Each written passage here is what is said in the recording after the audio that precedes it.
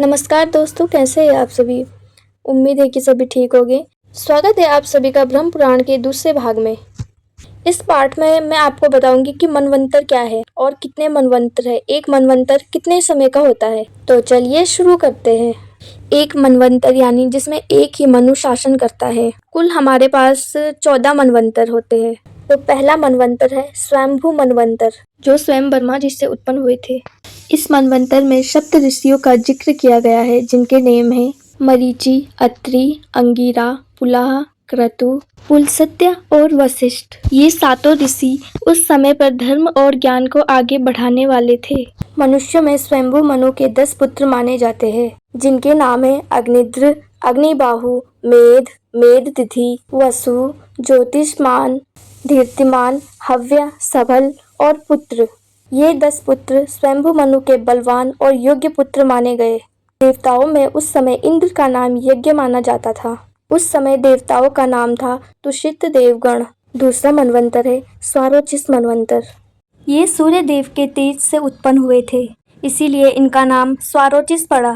स्वारोचिष मनु के 9 पुत्र थे, हविग्र, सुकृति, ज्योति, आप, मूर्ति, प्रतीत, नभस्य, नभ तथा ऊर्ज।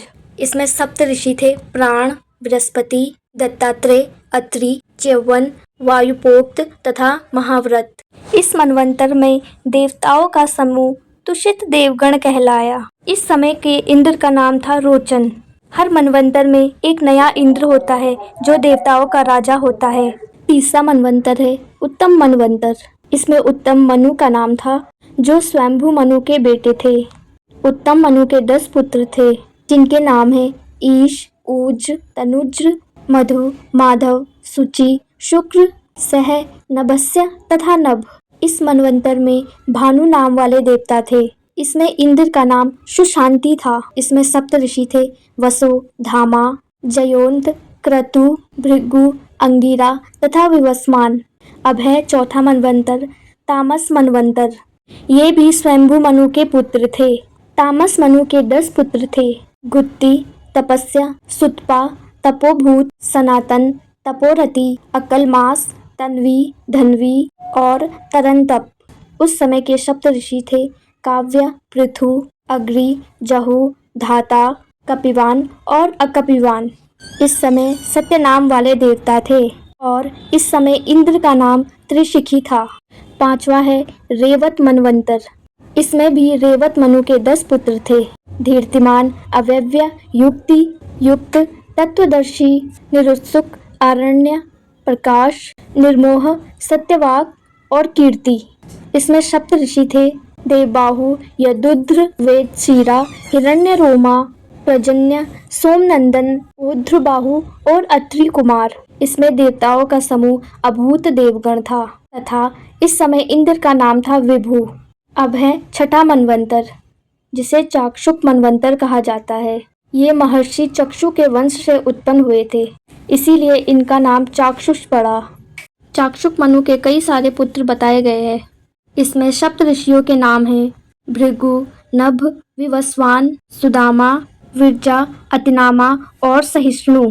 इस समय देवताओं का समूह आद्य देवगण था और इंद्र का नाम मनोजव था। और 7वां मनवंतर है वैवस्वत मनवंतर। अभी हम सभी लोग इसी मनवंतर में जी रहे हैं। इस मनवंतर के सप्त ऋषि है अत्रि, वशिष्ठ, कश्यप, गौतम, भारद्वाज, विश्वामित्र तथा जमदग्नि। ये सप्त ऋषि इस समय आकाश में विराजमान है। इस समय के देवता माने जाते हैं साध्य, रुद्र, विश्वदेव, वसु, मरुतगण, आदित्य और अश्विनी कुमार। वैवस्वत मनु के 10 पुत्र बताए गए। जो सप्त ऋषि मैंने अभी आपको बताए, ये उन्हीं के पुत्र और पौत्र है, जो कि सभी दिशाओं में फैले हुए हैं। हर एक मनवंतर में सप्त ऋषि धर्म की रक्षा और लोक कल्याण के लिए कार्य करते हैं और जब उनका कार्य पूर्ण हो जाता है, तब उनमें से 4 सप्तऋषि ब्रह्मलोक में चले जाते हैं। तब उनके स्थान पर 4 तपस्वी और आते हैं और इसके बाद जो 8वां मनवंतर होगा वो है सावर्णी मनवंतर। और इस मनवंतर के सप्तऋषि होंगे परशुराम, व्यास, आत्रेय, अश्वत्थामा, शार्दूल, गालब तथा कश्यप नंदन। वर्तमान में सावर्णी मनु के 5 मनु होंगे, जिसमें एक तो सूर्य के पुत्र है और 4 प्रजापति के। ये चारों मेरु पर्वत पर घोर तपस्या करने के कारण भविष्य में मेरु सावर्णी नाम से प्रसिद्ध होंगे। प्रत्येक मनवंतर में एक मनु, सप्तऋषि और देवता मिलकर संपूर्ण पृथ्वी और जीवन का पालन करते हैं। और जब यही मनवंतर समाप्त होता है तो एक बड़ा विनाश होता है और सृष्टि का नया जन्म होता है। महर्षि कश्यप और उनकी पत्नी दक्ष कन्या अदिति के गर्भ से विवस्वान यानी कि सूर्य का जन्म हुआ। उसके बाद विश्वकर्मा की पुत्री देवी संज्ञा सूर्य देव की पत्नी बनी। उनके गर्भ से 3 संतानें उत्पन्न हुई, जिसमें एक कन्या और 2 पुत्र थे। सबसे पहले प्रजापति श्राद्ध देव, जिन्हें विवस्वत मनु कहा जाता है। उसके बाद यम तथा यमुना, ये 2 जुड़वा बच्चे थे। सूर्य देव के तीव्र प्रकाश को देखकर देवी संज्ञा उनके तीव्र को सह ना पाई। तब देवी संज्ञा ने अपने ही समान अपनी एक छाया प्रकट की। उनके गर्भ से भी एक तेजस्वी पुत्र उत्पन्न हुआ, जिनका नाम श्रावण मनु के नाम से प्रसिद्ध होगा। छाया संज्ञा से जो दूसरा पुत्र उत्पन्न हुआ, उनका नाम था शनिदेव। शनिदेव शनेश्वर के नेम से प्रसिद्ध है। और बाकी भविष्य के मनवंतर होंगे, जैसे 9वां मनवंतर है दक्ष सावर्णी मनवंतर, 10वां है ब्रह्म सावर्णी मनवंतर, 11वां है धर्म सावर्णी मनवंतर, 12वां है रुद्र सावर्णी मनवंतर, 13वां है देव सावर्णी मनवंतर और 14वां मनवंतर है इंद्र सावर्णी मनवंतर। तो दोस्तों, इस वीडियो में इतना ही। मिलते हैं अगले पार्ट में। ब्रह्म पुराण के आगे के पार्ट देखने के लिए चैनल को जरूर सब्सक्राइब